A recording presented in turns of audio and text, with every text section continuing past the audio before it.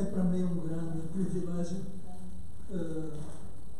o segundo sábado, depois de eu estar ausente, já me encontro aqui para partilhar convosco o pão da vida.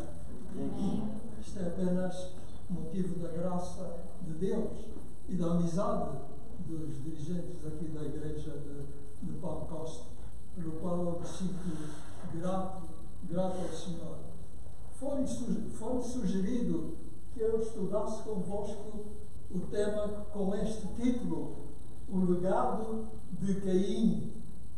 Ao princípio eu pensei, o que é que eu posso dizer sobre o legado do primeiro homicida, daquele que voltou as costas a Deus? Mas aceitei o encargo, meditei sobre o assunto, li, estudei na Bíblia, livro de profecia, e então encontrei algo para partilhar convosco nesta hora. E assim, a primeira coisa que vamos fazer é nada mais, nada menos que lermos a biografia, ou uma parte da biografia de Caim, que se encontra em Gênesis, no capítulo 4, e vamos ler alguns versos, de 1 até o verso 16. Gênesis, capítulo 4, 1 a 16. Nós lemos: E conheceu Adão Eva, sua mulher, e ela concebeu e teve a Caim, e disse: Alcancei do Senhor um varão. E teve mais o seu irmão Abel. Abel foi pastor de ovelhas e Caim foi lavrador da terra. E aconteceu, ao cabo de dias, que Caim trouxe do fruto da terra uma oferta ao Senhor. Abel também trouxe dos primogênitos das suas ovelhas e da sua gordura. E atentou o Senhor para Abel e para a sua oferta. Mas para Caim e para a sua oferta não atentou. Irou-se Caim fortemente e descaiu do seu semblante. E o Senhor disse a Caim: Por que tirastes? Por que descaiu o teu semblante? Se bem fizeres, não haverá aceitação para ti, e se não fizeres bem, o pecado jaz à porta, e para ele será o seu desejo, e sobre ele dominarás. E falou Caim com o seu irmão Abel, e sucedeu que, estando eles no campo, se levantou Caim contra o seu irmão Abel e o matou. E disse o Senhor a Caim: Onde está o teu irmão? E disse ele: Não sei, sou eu o guardador do meu irmão? E disse Deus: O que fizeste? A voz do sangue do teu irmão clama a mim desde a terra. E agora, maldito és tu desde a terra que abriu a sua boca para receber da tua mão o sangue do teu irmão. Quando lavrares a terra, não te dará mais a sua força. Fugitivo e errante serás na terra. Então disse Caim ao Senhor: É maior a minha maldade do que a que possa ser perdoada? Eis que hoje me lanças da face da terra, e da tua face me esconderei, e serei fugitivo e errante na terra, e será que todo aquele que me encontrar me matará? E o Senhor, porém, disse-lhe: Portanto, qualquer que matar Caim, 7 vezes será punido. E pôs o Senhor um sinal em Caim, para que não o ferisse qualquer que o achasse. E Caim saiu de diante da face do Senhor e habitou na terra de Nod, da banda do oriente do Éden. Vamos fazer uma oração sobre este texto. Querido e bom Pai, agradecemos-te pela tua palavra e suplicamos a graça do teu bom e santo Espírito, para que, por tua graça, possamos, Senhor, meditar sobre este tema. Suplico que o teu bom e santo Espírito ilumine A minha mente usa as minhas palavras para que elas possam expressar a tua vontade a nosso respeito. Essas graças te suplicamos e agradecemos em nome de Jesus. Amém. Aqui há uns anos atrás, muitos anos, posso assim dizer, estava fazendo uma experiência de comportagem em Califórnia com a família. E visitei aquele vasto vale de São Joaquim, na Califórnia, com grandes leitarias, e visitei uma grande fazenda, talvez aqui no Brasil diz um sítio, onde uma grande vacaria, e então era administrada por uma senhora portuguesa, a quem eu vendi uma volumosa Bíblia ilustrada, edição católica.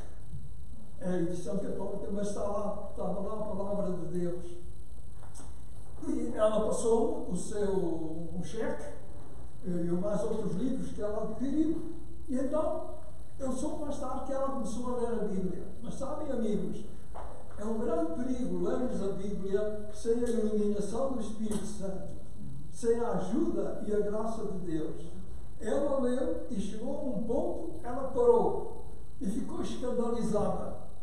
Telefonou imediatamente para o banco para cancelar o cheque que ela me tinha passado. Telefonou às amigas que ela me tinha recomendado para eu visitar para não comprar esta Bíblia porque ela tinha sido enganada. Calculam qual foi o texto que ela leu que a escandalizou daquela maneira? Foi nada mais, nada menos que aquele texto em Gênesis, no capítulo 9, e no verso 4, em que diz assim: a carne, porém, com a sua vida, ou seja, com o sangue, não comereis. Ela tinha uma grande indústria de enchidos de porco, que chamam em Portugal morcelas, não sei se conhecem, são feitas à base do sangue. E então, quando ela deparou com um texto na Bíblia que dizia que não se deve comer o sangue, ela disse: não, esta Bíblia é dos testemunhos de Jeová, não é uma Bíblia verdadeira. E imediatamente procedeu para desfazer tudo. Mais tarde, ela depois chamou para o próprio padre, o pároco da cidade, e ele disse assim: oh, minha senhora, não se preocupe com isso. Isso era para os antigos, isso não teve problema nenhum. Pode continuar a fazer os seus enchidos de porco, e quando os fizer, lembre-se de mim, de me mandar alguns. Portanto, aquela senhora não só escandalizou-se com aquele texto que não compreendeu, e ela ainda ficou mais nas trevas, depois de ter recebido o conselho do seu líder espiritual. E então, em seguida, ela resolveu desfazer o que tinha feito, isto é, renovar o cheque que ela tinha passado e dizer às amigas que eu sempre poderia visitá-las, porque afinal de contas aquela Bíblia era certa, era verdadeira, era a palavra de Deus. Como disse, ela não ficou esclarecida com a resposta que o seu líder espiritual lhe tinha dado, porque Deus realmente proibiu o uso do sangue como alimento, não só por questões sanitárias, porque nós sabemos que o sangue é o grande portador, no seu segundo ciclo, de toxinas do nosso corpo, como também, e sobretudo, por razões ritualísticas, porque Deus queria que o sangue fosse considerado de uma maneira muito especial, porque passaria a ser o centro da economia de Israel. Ele mais tarde disse no livro de Levíticos que o sangue é o que causa a expiação. Portanto, não comereis o sangue. O sangue passaria a ter um papel importantíssimo. E nós conhecemos aquele texto de Hebreus, do capítulo 9, verso 22, em que diz que todas as coisas se purificam com sangue, mas sem derramamento de sangue, o que há? Não há redenção. Sem derramamento de sangue, não há perdão, portanto, não há remissão dos pecados. Nós sabemos que quando Deus dirigiu-se, se não está a funcionar, eu queria um pouco antes. Ok. Portanto, como dizia, o sangue, quando Deus dirigiu-se aos nossos pais, Adão e Eva, depois de eles terem pecado, Deus transmitiu, disse-lhes que tinham que deixar o jardim do Éden, tinham que abandonar o Éden, iriam enfrentar agruras nesta vida. Adão iria comer com o suor do seu rosto o pão, a terra produziria espinhos e cardos. Eva, com dor, havia de dar à luz, e finalmente, ainda por cima, no fim, viria a morte, porque voltarás ao pó, porque do pó saístes. Isto seria uma das consequências do pecado. Mas eu pergunto, seriam todas realmente estas as consequências? Não, estas seriam as consequências mínimas do pecado, porque as consequências maiores alguém iria receber em lugar de Adão e Eva. O peso maior das consequências do pecado de Adão e Eva, Deus iria assumir essas despesas na pessoa de seu Filho, Jesus. Deus amou o mundo de tal maneira que deu o seu Filho unigênito, para que todo aquele que nele crê não pereça, mas tenha a vida eterna. Portanto, as consequências que Deus apresentou a Adão e Eva são mínimas, comparadas com a consequência máxima que cairia sobre nós, se não Jesus tivesse oferecido para receber Ele sobre si próprio o peso da nossa condenação. E assim, o cordeiro seria imolado quando Adão, pela primeira vez, foi derramar sangue, o instrumento cortante foi derramar o sangue de uma vítima, de um animal. Foi para ele uma situação dolorosíssima. Quando ele viu pela primeira vez o sangue sendo derramado, e ele viu que se ele tivesse obedecido a Deus, isso nunca teria acontecido. Ele compreendeu que esse cordeiro representava o próprio amado e inocente Filho de Deus. Tal foi a enormidade do seu pecado, que somente a morte de Jesus poderia expiar. Mas, ao mesmo tempo, ele compreendeu uma outra grande verdade. Não só a enormidade do seu pecado, do nosso pecado, digamos, que nada podia apagar, senão a morte do bendito Filho de Deus.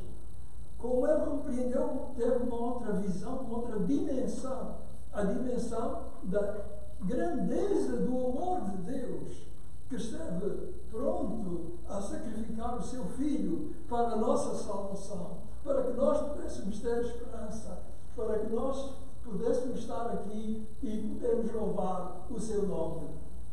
Mas eu quero dizer, antes de chegar à imagem seguinte, que este dom de Jesus foi feito num ambiente de conflito, de inimizade. Deus disse a Adão, quando se aproximou dele, transmitiu aquilo que nós chamamos o proto-evangelho, apresentou-lhe o evangelho em imagens. Ele disse à serpente, a serpente representava Satanás, ela disse: porém inimizade entre ti e a mulher, ou a humanidade, ou a igreja, entre a tua semente e a sua semente. esta te ferirá a cabeça e tu lhe ferirás o calcanhar. Portanto, a inimizade era uma inimizade tão grande, que só pode terminar com o aniquilamento de um dos contendores. Esta inimizade entre Cristo e Satanás atingiu o seu clímax na própria cruz do Calvário, em que Satanás instigou os homens a matar o Filho de Deus. A serpente inoculou em Cristo o veneno terrível e mortal do pecado, do nosso pecado, veio sobre ele, caiu sobre Cristo, na verdade, como expiação do pecado. Mas ao mesmo tempo que a serpente mordia e feria o calcanhar de Jesus, este calcanhar esmagou a cabeça da serpente. E assim, enquanto Jesus Cristo, ao terceiro dia, ressuscitou vitorioso e vencedor da morte, dizendo que fui morto, mas estou aqui vivo.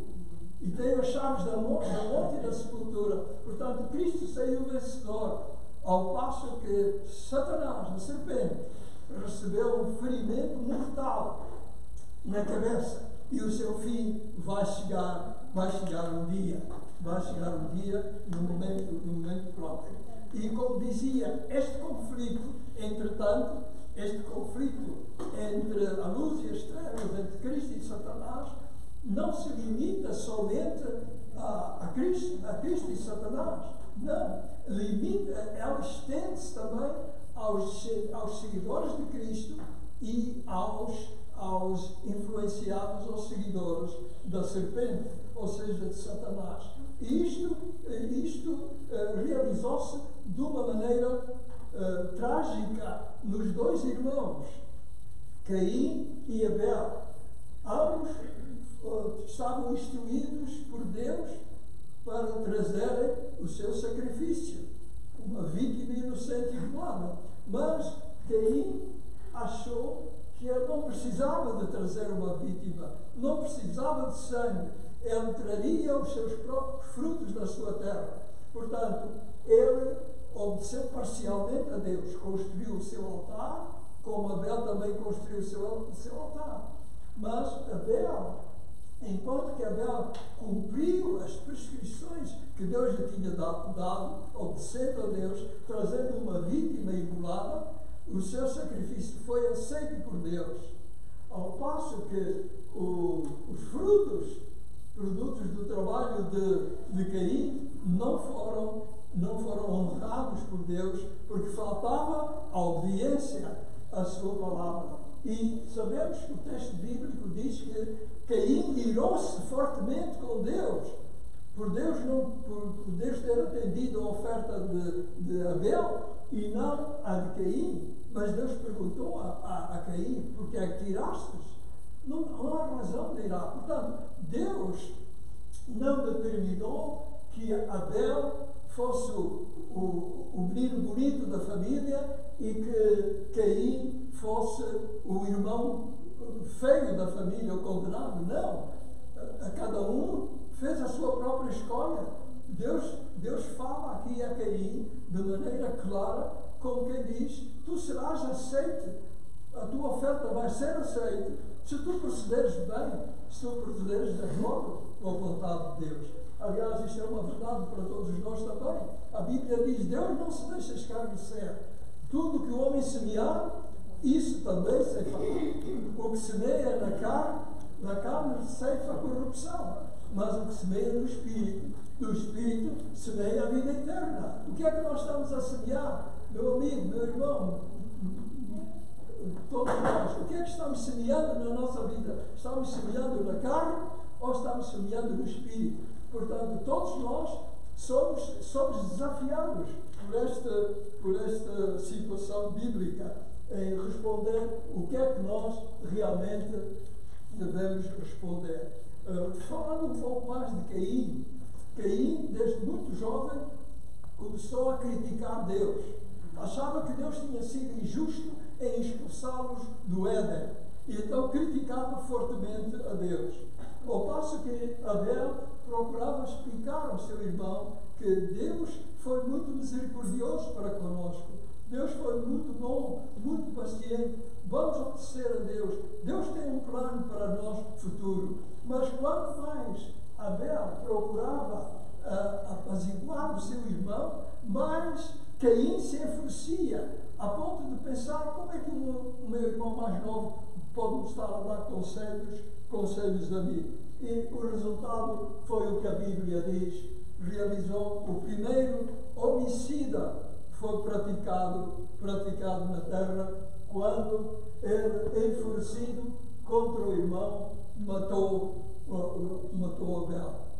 Não era tanto o seu ódio contra Abel, mas era contra o próprio Deus, como nós sabemos, porque daí resultou, portanto, esta situação. Portanto, este crime que Caim realizou na pessoa do seu irmão Abel testifica da situação que existe hoje no mundo. Aqui estão os dois grupos, podemos assim dizer, em que a humanidade se vai dividir, porque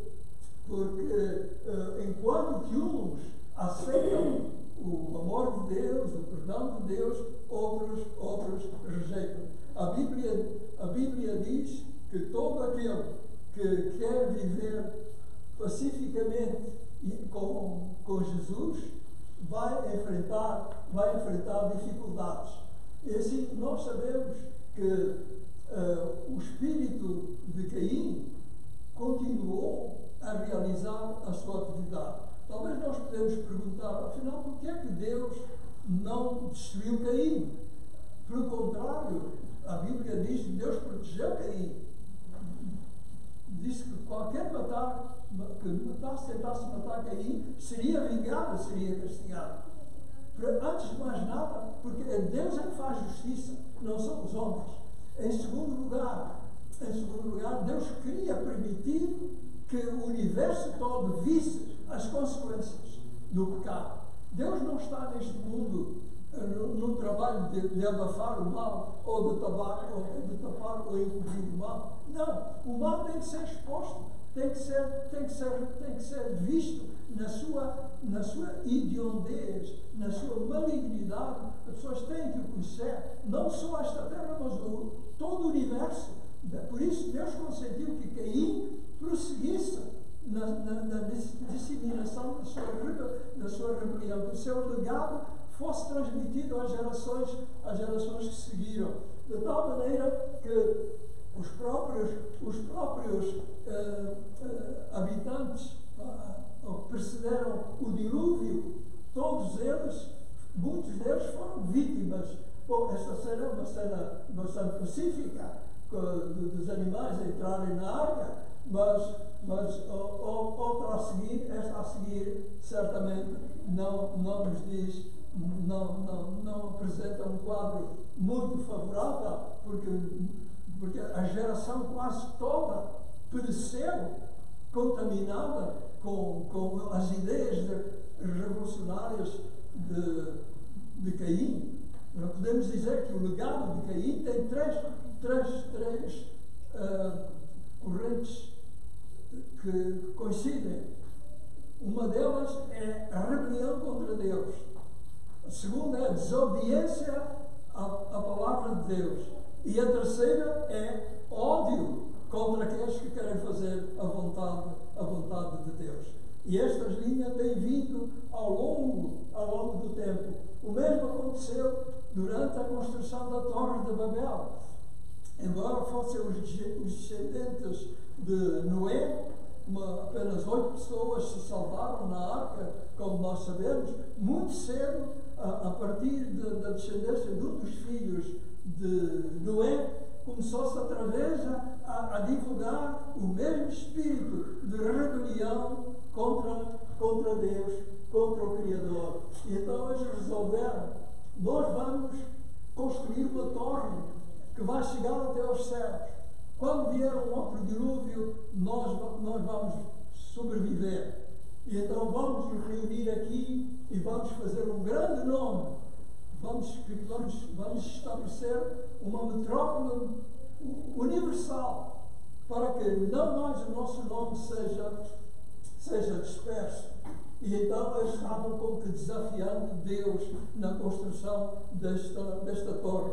Esta torre tinha vários compartimentos e divisões, e havia ídolos de prata, de ouro, que eles construíam naquela localidade.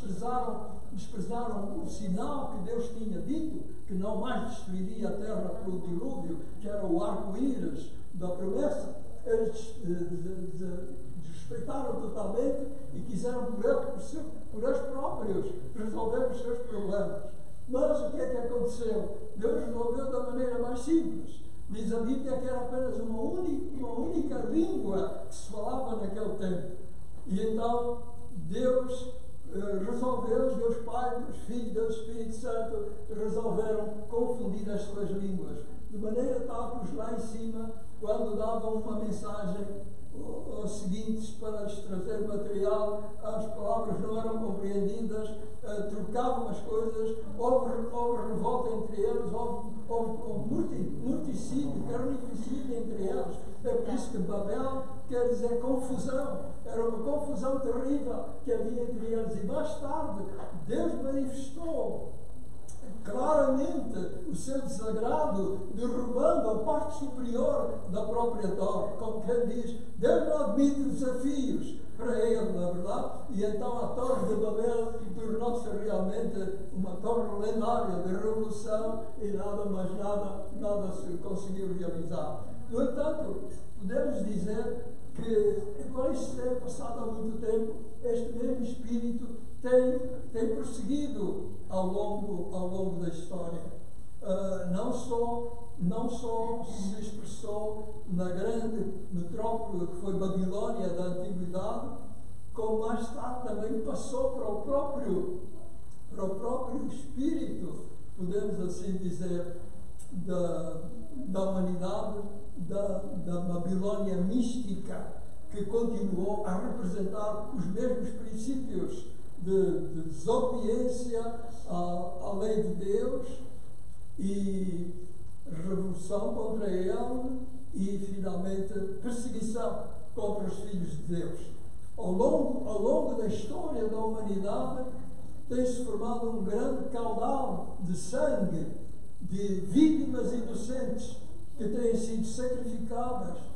Satanás, ele procura primeiramente fazer paz connosco, mas a tal paz comprometedora, na verdade, oferece-nos, como ele disse a Cristo, tudo isto te darei, se te prostrados me adorares. Ele está pronto a fazer ofertas, a fazer concessões, mas a um preço tremendo. Ou então cria dificuldades na nossa vida para desistirmos de seguirmos a Deus. Põe muitos obstáculos. Mas finalmente, se nós persistirmos, então vem a morte, a própria destruição de Satanás. Mas não importa morrermos pelo serviço de Deus. Em Apocalipse, no capítulo 12 e no verso 11, nós temos esta gloriosa declaração. Apocalipse 12, verso 11, nós lemos o seguinte: falando de Satanás e da sua ira nesta terra, o profeta escreveu e disse,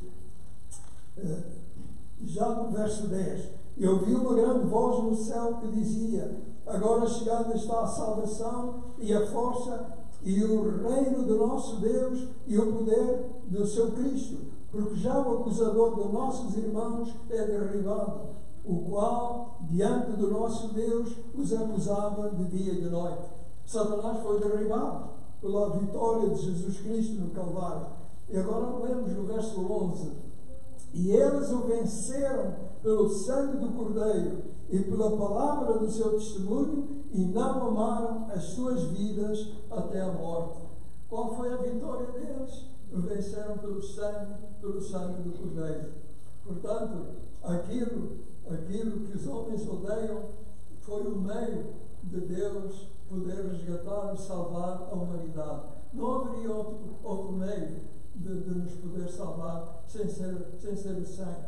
Nós podemos, às vezes, pensar que com a nossa diligência, com as nossas boas obras, com a nossa obediência, posso até escolher ser totalmente vegetariano, ou até vegan, ou tudo isso. Posso fazer todas essas coisas muito boas e até aceitáveis, na verdade, mas se eu pensar que essas coisas contribuem para, de certo modo, apaziguar a minha relação com Deus, estou enganado, porque sem derramamento de sangue não há remissão, não há salvação. E quando nós olhamos para a cruz do Calvário, então nós dizemos, todas as nossas boas ações que nós pensamos são muito valiosas, ficam diluídas, desaparecem totalmente. E ficamos conscientes de que a única coisa válida para ti e para mim sermos aceitos perante Deus é o sangue de Jesus Cristo. Na verdade, a Bíblia diz, se andarmos na luz, como Ele na luz está, temos comunhão uns com os outros. E o sangue de Jesus Cristo, seu Filho, o que é que Ele nos faz, irmãos? Purifica de todo o pecado. Amém? Ele purifica de todo o pecado. Nós podemos ler ainda mais outros textos que reforçam, como 1 São Pedro, no capítulo 1 e verso 18. O que é que nós vamos lá? Sabendo que não foi com coisas corruptíveis, como o prata ou o ouro, que fostes resgatados da vossa vã maneira de viver, que por tradição recebeste de vossos pais, mas com o precioso sangue de Cristo, como de um cordeiro imaculado e incontaminado. Portanto, esta é a grande verdade. Nós hoje estamos a viver num mundo em que o legado, podemos assim dizer, de Caim está a atingir o seu auge. Estamos a viver numa geração em que Deus está sendo posto totalmente de lado. Deus e a sua palavra está sendo posto de lado. Hoje as pessoas já têm vergonha de dizer God bless you, que o Senhor te abençoe. As pessoas já não usam essas expressões. Muitos ficam ofendidos quando se usa expressões religiosas. E nós, às vezes, já temos um pouco de receio, vergonha de expressar a nossa fé. Mas nunca devíamos ter a fé de manifestar a nossa fé e a nossa confiança a Deus. Quantas vezes estou com pessoas, eu digo que Deus te abençoe. Deus te abençoe, Deus te ajude, Deus te guarde. Não me importa que as pessoas gostem de ouvir ou não. Eu uso por quê? Porque não? Porque Deus vive, amém? Porque Deus existe. Porque Deus é Senhor do universo. Na verdade, os homens estão enfurecidos não querem nada contra Deus. A sua palavra está sendo posta de lado. Não é verdade? E o ódio contra os que querem seguir a palavra de Deus vai aumentar cada vez mais, até atingir um clima. O ódio que Caim teve para com o seu irmão Abel vai se manifestar na sua extensão, não simplesmente com uma pessoa, mas com os seguidores de Jesus. A Bíblia diz que o dragão irá-se contra a mulher e for fazer guerra ao resto da sua semente. Quem são o resto da semente? Os que guardam os mandamentos de Deus e têm a fé de Jesus. O diabo está irado contra eles, não é verdade? Assim como ele instigou o mesmo ódio em Caim para matar o seu irmão Abel, ele instiga esse mesmo ódio nas pessoas contra os filhos de Deus. Mas sabem de uma coisa, queridos irmãos? Jesus venceu e nós venceremos também. Ele saiu vencedor sobre o mal e nós também devemos vencer. Nós não devemos recear, não devemos ter medo de maneira nenhuma do mal. Não devemos enfrentar o mal. Devemos ser como os cristãos. Eles venceram pelo sangue do Cordeiro e pela palavra do seu testemunho e não amaram as suas vidas até a morte. Os homens podem tirar a vida, mas a vida eterna está prometida e dada aos seus fiéis quando Cristo voltar em glória. Portanto, no meio desta, por outro lado, não só no aspecto político, económico, que o mundo está mais totalmente voltado para o materialismo.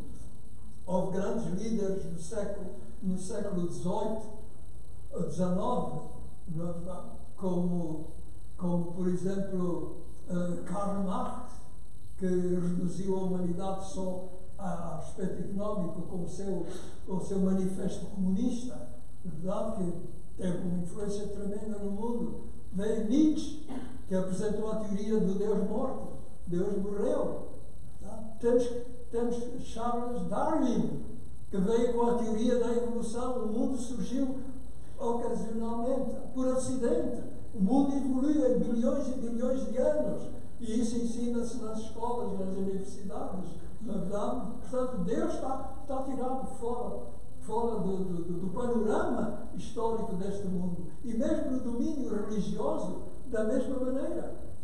Aquele padre não só de instruir aquela senhora sobre o sangue, como ainda fez mais confusão. Como eles, podemos dizer, Roma negou completamente o sacrifício de Cristo. No Apocalipse diz que ela proferiu blasfémias contra Deus, contra o seu santuário e contra os habitantes do céu, porque Roma criou um falso sacrifício. Diz que Jesus, que Cristo é morto na hora da missa. Isso é uma blasfémia tremenda, não podia haver. A Bíblia diz que Jesus só morreu uma única vez por nós, amém, irmão? Com uma só ablação, diz a Bíblia, santificou para sempre os que são santificados. E aqui no livro de Hebreus, gostaria de ler este texto, em Hebreus, no capítulo 9, nós lemos assim, a partir do verso, no capítulo 9, verso 11. Mas vindo Cristo, sumo sacerdote dos bens futuros, por um maior e mais perfeito tabernáculo, não feito por mãos, isto é, não desta geração, nem por sangue de bodes e bezerros, mas pelo seu próprio sangue, entrou uma vez no santuário, havendo efetuado uma eterna redenção.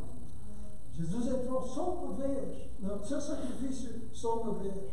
Diz um outro texto em capítulo 7, 25, falando de Cristo, diz: ele não precisou, como os sumos sacerdotes, de oferecer cada dia sacrifícios, primeiramente pelos seus próprios pecados e depois pelos do povo, porque isto fez Jesus uma vez, não duas, nem três, nem quatro, fez uma vez, oferecendo-se por todos.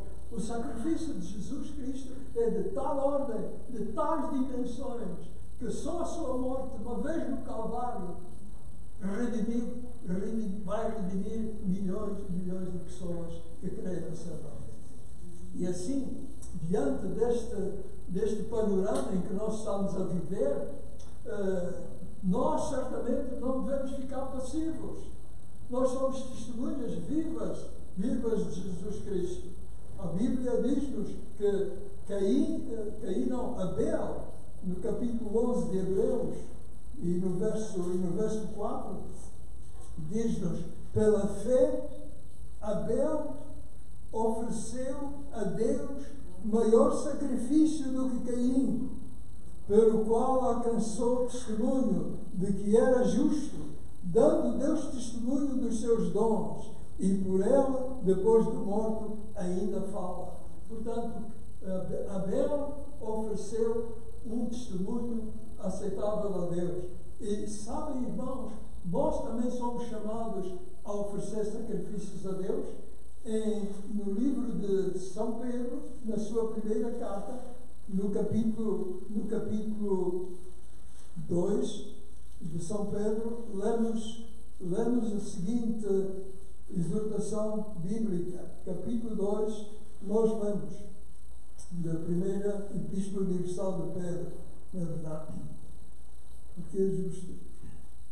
Agora vamos dizer o verso. Portanto, nós estou na segunda epístola, primeira epístola, capítulo 2, verso 4. E chegando-se para ele, pedra viva, reprovada na verdade pelos homens, mas para com Deus eleita e preciosa. Vós também, como pedras vivas, sois edificados casa espiritual e sacerdócio santo, para oferecer sacrifícios espirituais agradáveis a Deus por Jesus Cristo. Portanto, nós somos chamados a oferecer sacrifícios espirituais aceitáveis a Deus.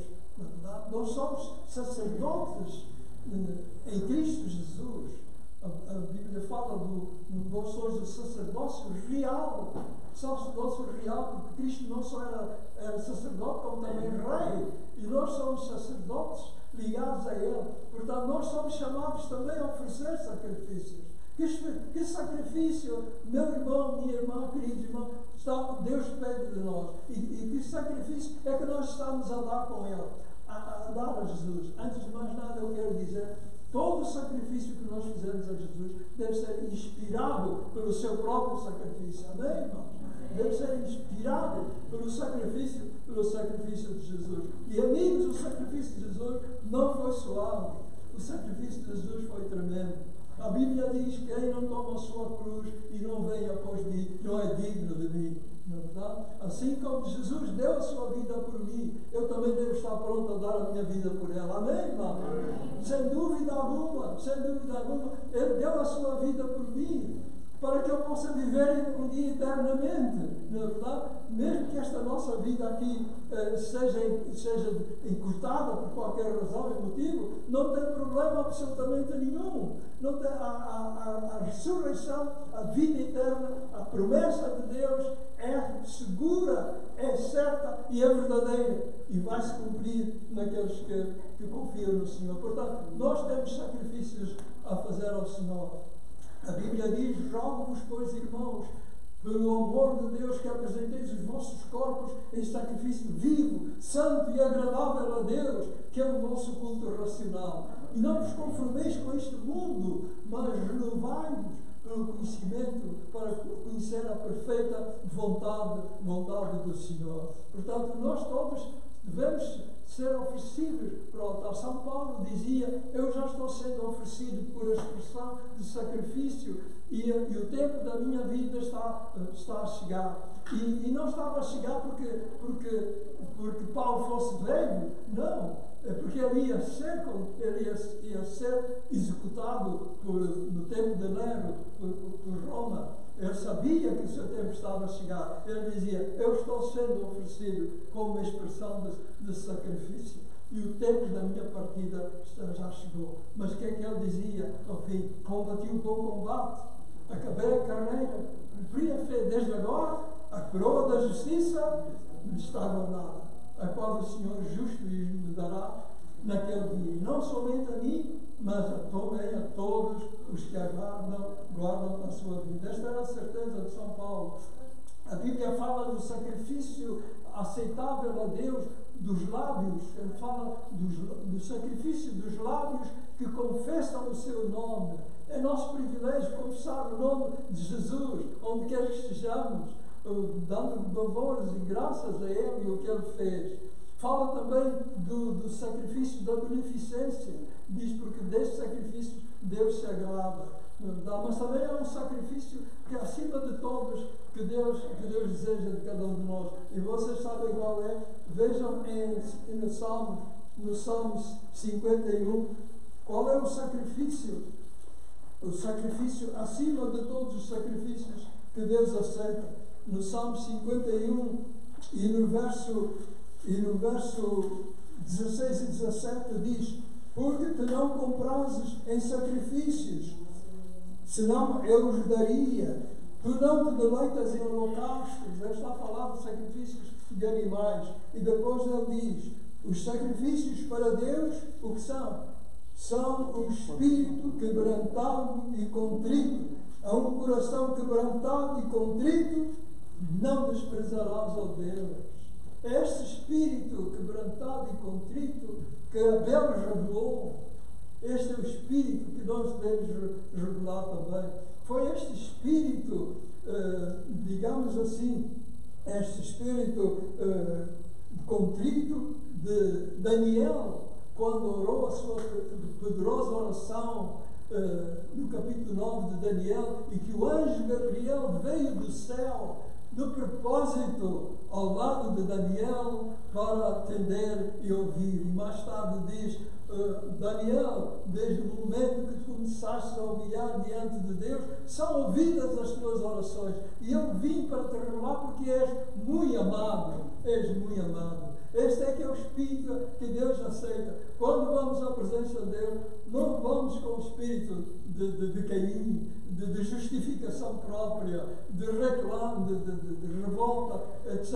Não, vamos com o espírito de Abel. Vamos com o espírito humilde, e manso e contrito. Porque quem somos nós diante de um Deus tão grandioso e tão poderoso? Quem somos nós? Nós não somos absolutamente nada. Não somos absolutamente nada. Mas o seu amor é muito grande por cada um de nós. Ele diz, assim diz o Senhor, num alto e sublime lugar habito. E também com quem? Com o contrito de espírito. Ele vive num alto e sublime lugar.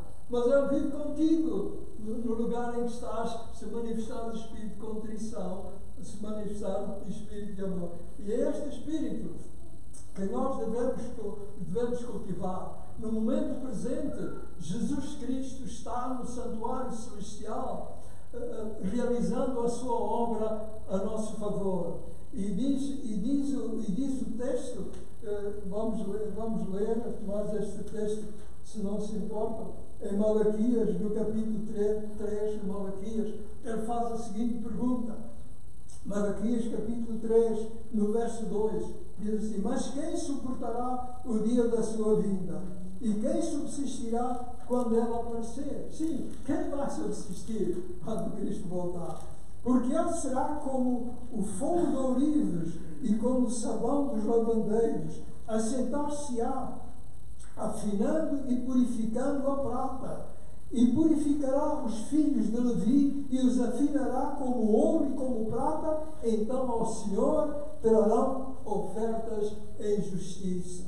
Sim, Deus está realizando esse trabalho nas nossas vidas, presentemente no santuário celestial, para que possamos trazer ofertas de justiça a Deus, para que possamos representar o caráter puro e manso e submisso do próprio Salvador Jesus. E há um pensamento que Ellen White escreveu.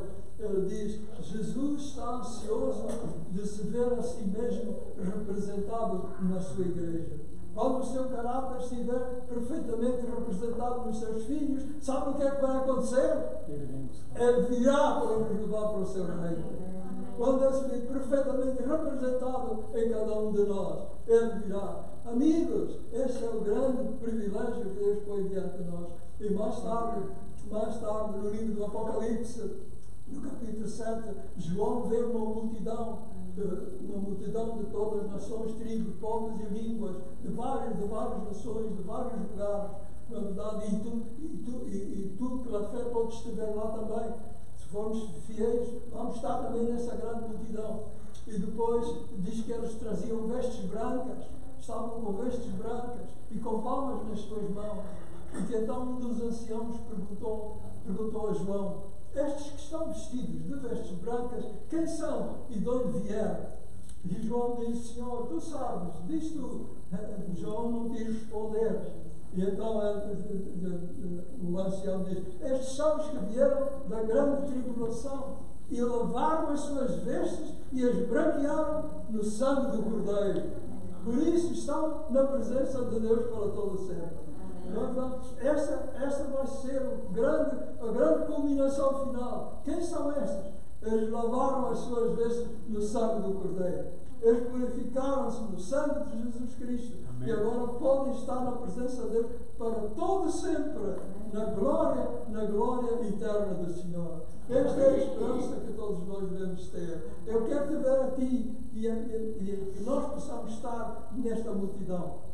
E nós possamos pôr a nossa vida. Sim, sejamos como Abel, irmão. Ofereçamos a Deus um sacrifício aceitável, sacrifício do nosso coração, da nossa vida. Ponhamos à sua própria disposição e sejamos testemunhas dele, fiéis aqui, aguardando o seu glorioso e amoroso regresso. Esta é a minha oração. Louvemos agora o nome do Senhor com o cântico que nós temos proposto também.